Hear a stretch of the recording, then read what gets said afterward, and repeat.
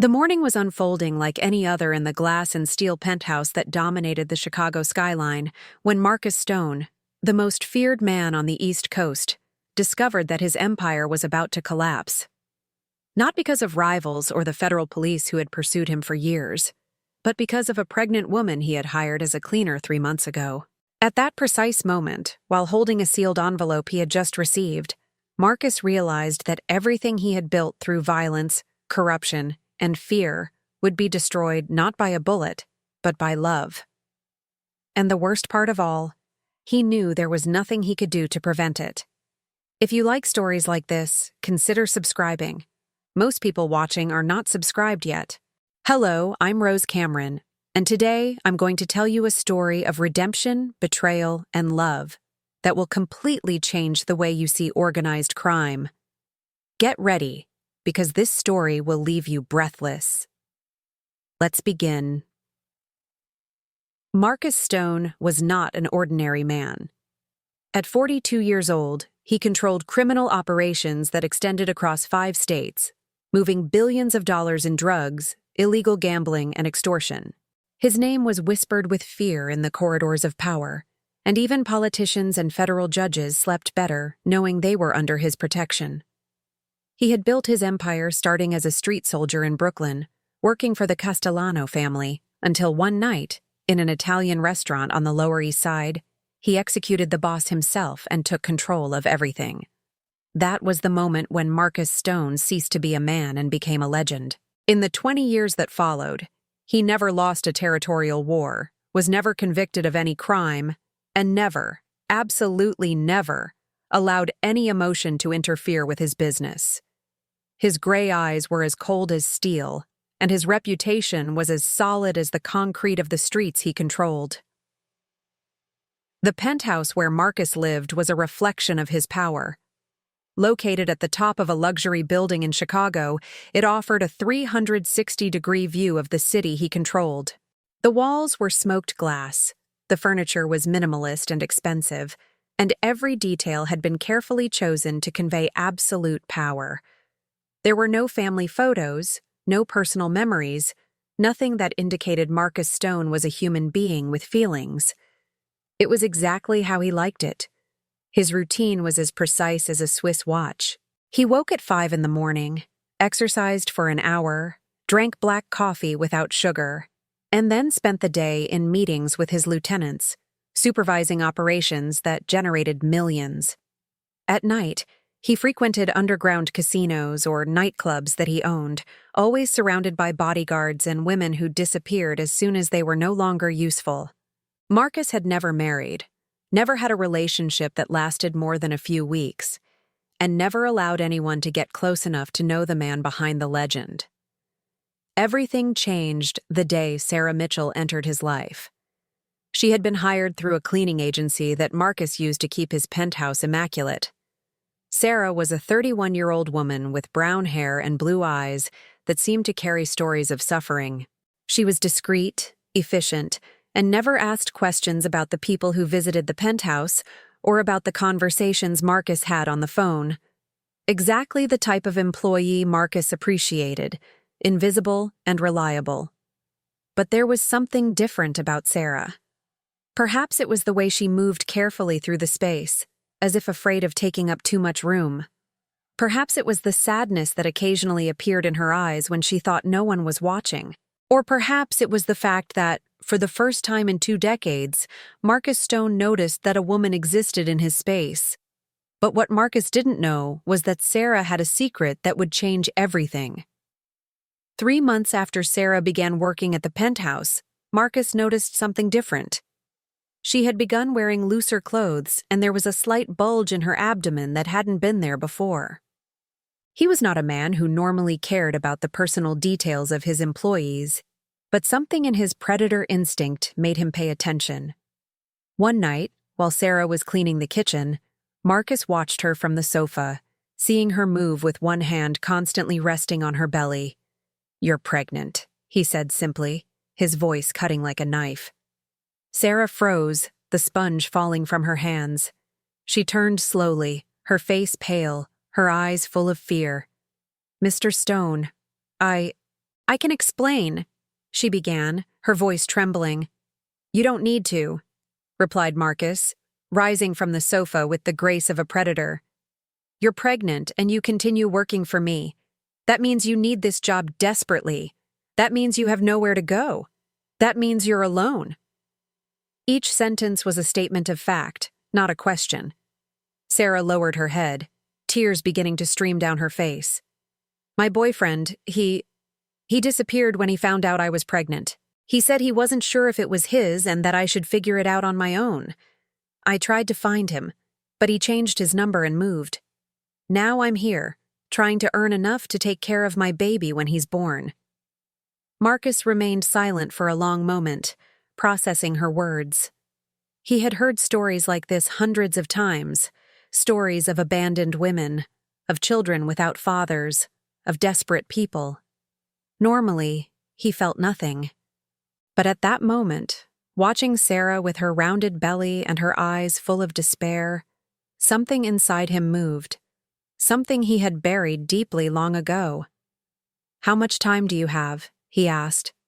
5 months, answered Sarah, her voice almost a whisper. Maybe 6. The doctor said everything is fine with the baby, but I'm scared. I'm afraid I won't be able to work when I get too big. I'm afraid I won't have enough money. I'm afraid my son will grow up knowing his father rejected him. Marcus walked to the window, looking at the city that stretched below him. Chicago glowed with millions of lights, each one representing a life, a story, a person with their own fears and hopes. He had spent 2 decades building his empire in this city, controlling it through fear and violence. But he had never really seen the people who lived in it. He had never allowed them to become real to him. You're going to move into one of the guest rooms, he said finally, still looking out the window. You're going to stop working as a cleaner. You're going to rest, eat well, and take care of yourself and your baby.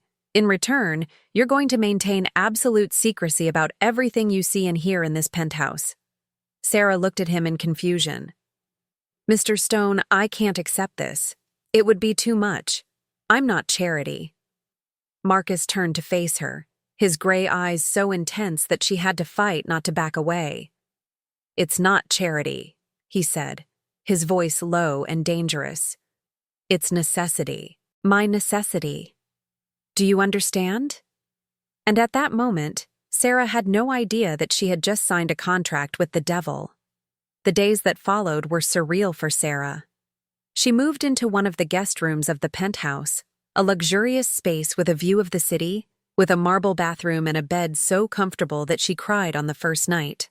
Marcus had hired a nutritionist to ensure she ate well, a private doctor to monitor her pregnancy, and had even renovated one of the rooms to create a perfect nursery for the baby. But the most surprising thing was the way Marcus treated her. The man who was known for being ruthless, who had killed dozens of people with his own hands, who had built his empire through violence and fear, was incredibly gentle with Sarah. He asked about her health, made sure she was resting properly, and even suggested she reduce her activities. Why are you doing all this? Asked Sarah one afternoon, while they were having tea on the penthouse terrace, watching the sunset over Chicago. Marcus remained silent for a long moment, his eyes fixed on the horizon. Because, he said finally, a long time ago, I lost someone who was important to me. A woman. She was pregnant when she died, and I never had the chance to be a father. When you came into my life, when I saw you carrying this child alone, something inside me woke up. Something I thought was dead. Sarah looked at him with a mixture of compassion and fear. She knew who Marcus Stone was. She had heard stories about him, stories of violence and death. But the man sitting beside her, sharing his feelings, seemed to be someone completely different. The nights in the penthouse acquired their own rhythm and intimacy. Sarah, frequently awakened by the baby's movements or by the typical discomfort of advanced pregnancy, discovered that Marcus also suffered from insomnia. It was common to find him in the kitchen preparing tea or walking through the corridors, lost in thoughts that prevented him from resting. The first time they met at 3 in the morning was by accident. Sarah came down to get a glass of milk, expecting to find the house in absolute silence, and was surprised to see Marcus sitting at the kitchen table with a cup of coffee between his hands and his gaze lost in the darkness of the city. "Sorry," murmured Sarah. "I didn't know you were here. I'll go back to my room." "No," said Marcus quickly. "Please stay. Actually, it would be good to have company." There was a vulnerability in his voice that she rarely heard during the day. Thus began the nighttime conversations, which would become the most precious moment for both of them. Marcus prepared tea for two, and they sat at the kitchen table, wrapped in the welcoming darkness and the silence of the early morning. Initially, they talked about superficial matters, but gradually the barriers fell away. Sarah talked about her dreams for the son who was about to be born.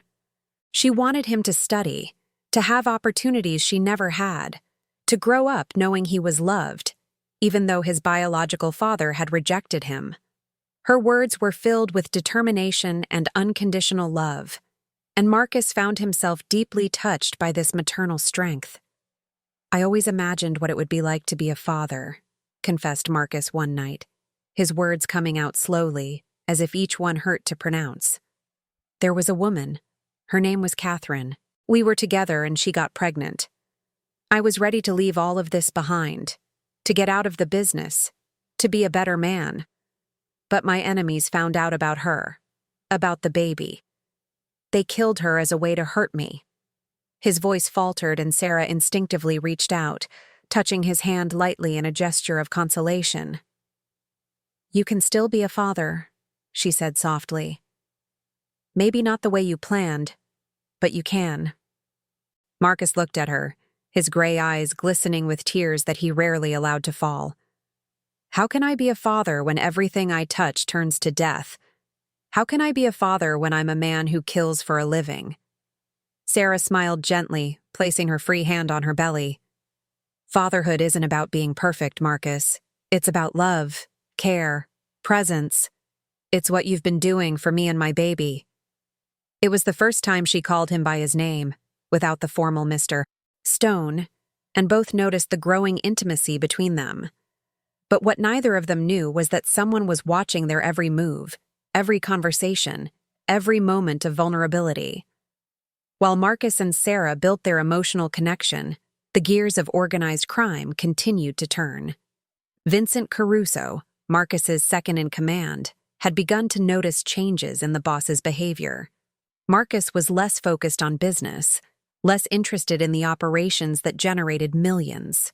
He was spending entire nights in the penthouse, talking with the pregnant cleaner, when he should have been in important meetings or supervising critical operations. Vincent was a dangerous man, a loyal soldier who had served Marcus for 15 years. But he was also ambitious, and he had long been watching Marcus age, becoming more sentimental, less sharp.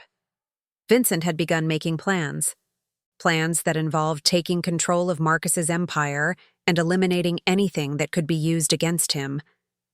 One night, Vincent gathered his men in an abandoned warehouse at the Chicago port. There were 12 of them, all trusted soldiers, all willing to do whatever was necessary to gain power and money. "The boss is weak," said Vincent, walking among his men like a predator. "He's distracted by a woman, a pregnant woman who works for him. That's a weakness we can exploit." "What do you want us to do?" asked one of the men, a big guy named Tony. Vincent smiled, a cold and calculated smile. "We're going to kidnap the woman. We're going to use her as leverage to force Marcus to transfer control of his operations to me. And when he does that, we're going to kill him. We're going to kill him and his pregnant whore, and we're going to take everything he has." The men laughed, a sound that echoed through the warehouse like the sound of hyenas. They had no idea that one of them, a young man named Danny who had been recruited just a week before, was actually an FBI informant who had infiltrated Marcus's organization. Danny left the warehouse and immediately called his control agent. "They're planning to kidnap the woman," he said in a low voice. "They're planning to bring down Marcus Stone." That particular night, The suffocating summer heat made the penthouse almost unbearable, even with the air conditioning running. The constant movements of the baby, combined with physical discomfort, kept Sarah awake and restless. Around 11 at night, she decided she needed fresh air. She put on a light robe and walked to the penthouse terrace, hoping that the night breeze would bring some relief. The terrace was her favorite refuge, a space where she could watch the city stretching below her, where the lights of Chicago created a hypnotic pattern of beauty and chaos. She leaned against the railing, her hands instinctively caressing her belly while she whispered sweet words to her son. The stars shone brightly that cloudless night, and she allowed herself a moment of peace, imagining what it would be like to hold her baby in her arms in just a few weeks. Marcus, who also struggled with insomnia, which had become his constant companion, noticed Sarah's silhouette on the terrace through the glass door of his room.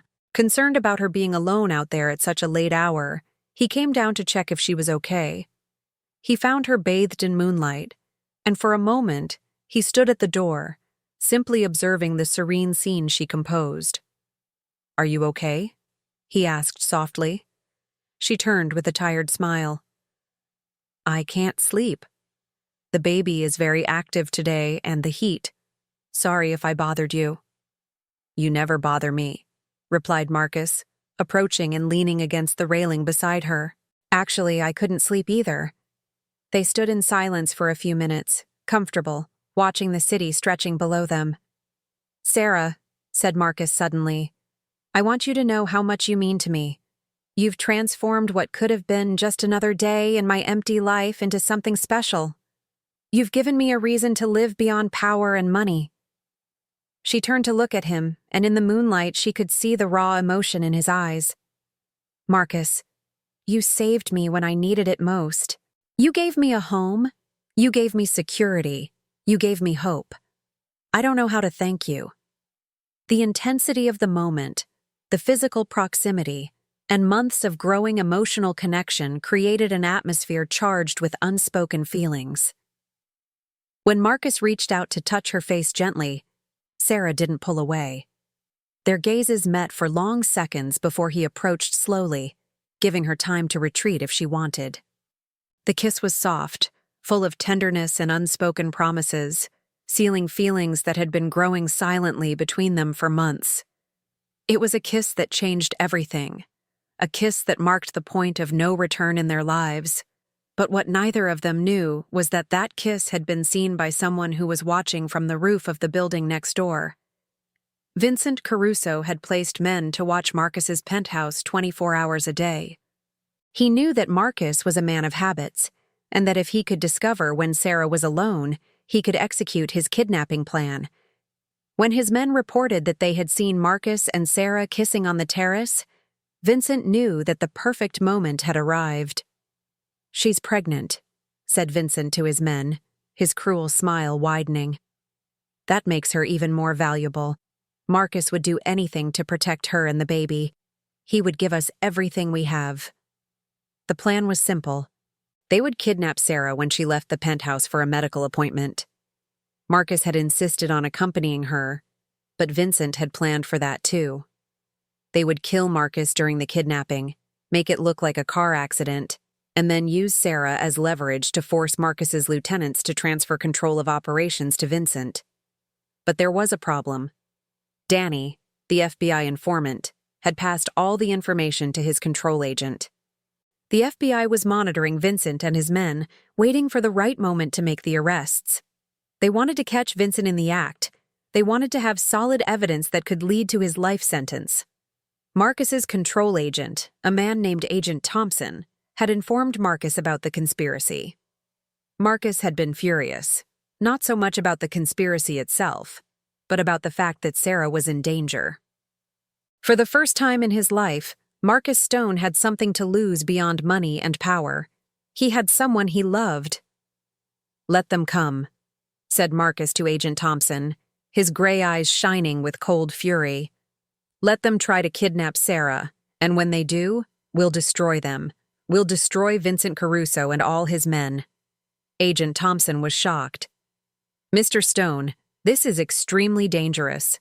We can simply arrest them now, based on the information we have." "No," said Marcus, his voice cutting like a knife. "They tried to bring me down.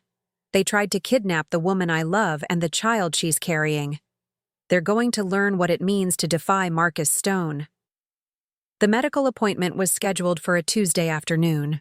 Marcus had insisted on accompanying Sarah, as he had done at all previous appointments. They left the penthouse around 2 in the afternoon, Marcus driving his armored car, Sarah sitting beside him, her hand resting on her belly as she talked about the names they were considering for the baby. "I like James," said Sarah. "James Stone. It has a strong sound, don't you think?" Marcus smiled, a rare expression on his face. "James is a good name. James Stone. Yes, I like it." They didn't know they were being followed. Vincent had placed 3 cars behind them, waiting for the right moment to make the kidnapping. The plan was simple. They would force Marcus's car to stop on a side street, kill Marcus, and take Sarah to a safe location where they would keep her as a hostage.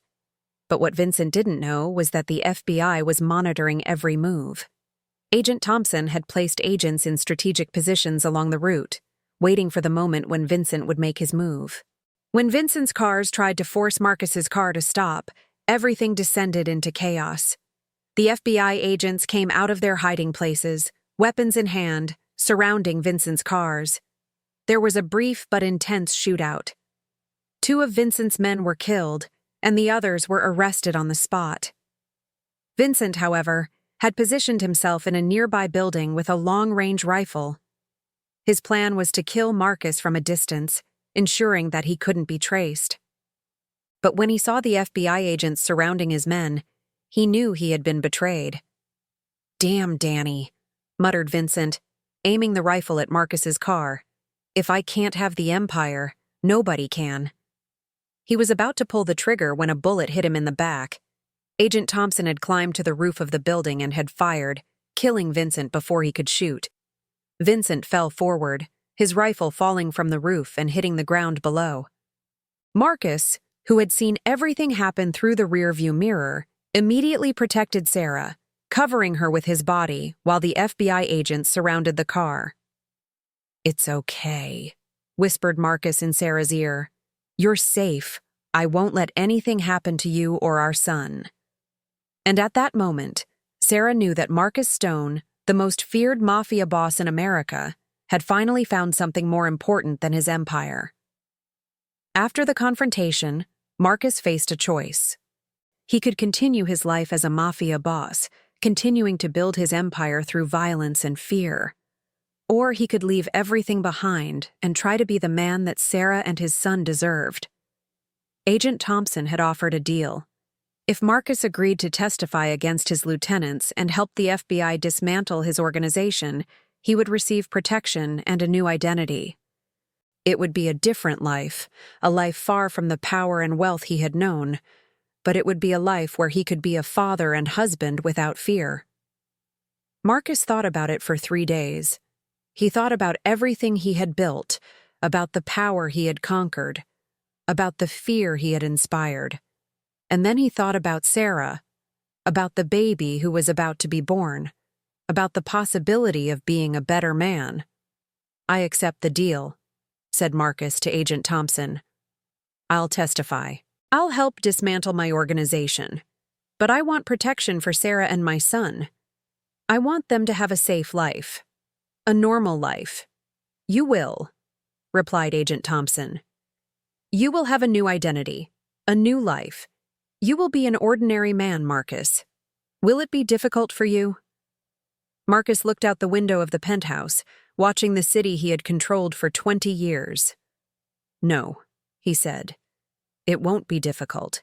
It will be the easiest thing I've ever done." The early morning of March 15th began like any other, but at 5 in the morning, Sarah woke up with intense back pain that quickly spread to her abdomen.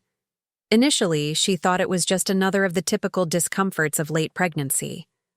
But when contractions began coming at regular intervals, she knew the moment had arrived. "Marcus," she called, her voice filled with a mixture of excitement and fear. He appeared in her room in seconds, as if he had been waiting for this moment for weeks. He dressed quickly, grabbed the bag they had prepared together, and helped her down to the car with a calm that contrasted with the obvious nervousness in his eyes. They were no longer in the Chicago penthouse. They had moved to a small house in a quiet town in Colorado, far from the reach of his enemies, far from the life Marcus had left behind. During the drive to the hospital, Marcus held Sarah's hand firmly while driving, whispering words of encouragement with each contraction. "It's okay. You're strong. Our baby is coming," he repeated without realizing he naturally used the word our, Sarah. Even in the midst of pain, noticed and felt her heart contract with emotion. There was something magical about hearing Marcus use the word our, about knowing that he had completely accepted the baby as his son. At the hospital, Marcus took on the role of companion with a dedication that impressed the entire medical team. He remained by Sarah's side throughout labor, offering water, massaging her back during contractions, and being her emotional anchor when fear threatened to overwhelm her. "I can't do this anymore," murmured Sarah during one of the most intense contractions, her strength beginning to fail after hours of labor. "Yes, you can," replied Marcus, his face close to hers, his eyes conveying all the faith he had in her. "You're the strongest woman I know, and our son needs to meet his brave mother." When the baby was finally born at 1437, the strong and healthy cry filled the room, and Sarah collapsed in tears of relief and joy. Marcus, who had held his breath during the final moments, felt tears stream freely down his face when the nurse placed the small being in his arms. "It's a boy," announced the doctor. "Perfectly healthy."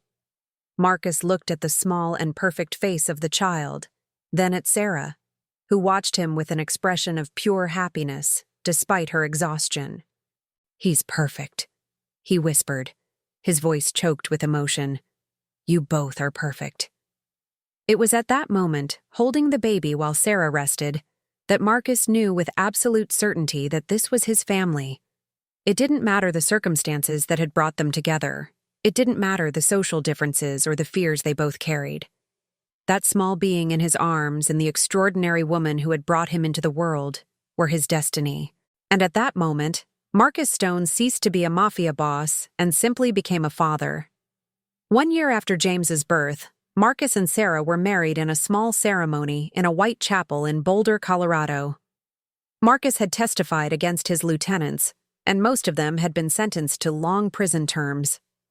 His empire had collapsed, his operations had been dismantled, and the name Marcus Stone had disappeared from the history of organized crime. Now, he was simply Mark Johnson, an ordinary man who worked as a security consultant for local companies. He and Sarah lived in a modest house with a view of the Colorado mountains. James, now 1 year old, crawled around the floor, laughing and playing, completely unaware that his father had been one of the most dangerous people in America. "Do you regret it?" asked Sarah one night, while they watched James sleep in his crib. Marcus thought about the question for a long moment. He thought about the power he had lost, about the money he had left behind, about the life of violence he had abandoned. And then he thought about Sarah, about James, about the peace he had found in his simple life. "No," he said finally. "I don't regret it. I traded an empire for a family, and it was the best trade I've ever made." Sarah smiled and rested her head on Marcus's shoulder. "I think so too," she whispered. "You're a better man now, Marcus. You're the man you should have always been." And that night, watching his son sleep, Marcus Stone finally found the peace he had sought his entire life. Not through power or violence, but through love, commitment, and the courage to leave his past behind. The story of Marcus Stone and Sarah Mitchell was not a fairy tale. It was a story of redemption, of a man who had committed terrible crimes and who had found the grace of a second chance. It was a story that proved that even the coldest heart, even the most lost person, could find their way back to humanity through love. And as Marcus watched Sarah and James sleep, he whispered a silent promise. he would be the best father and husband he could be. He would protect his family with the same intensity with which he had protected his empire. But this time, he would protect through love, not through fear. If you like stories like this, consider subscribing. Most people watching are not subscribed yet. Thank you for watching until the end. The story of Marcus and Sarah shows us that redemption is always possible, that love can transform even the hardest heart. If you were moved by this story, leave a comment telling us what your favorite moment was, and don't forget to subscribe to our channel to receive more incredible stories like this one. See you next time.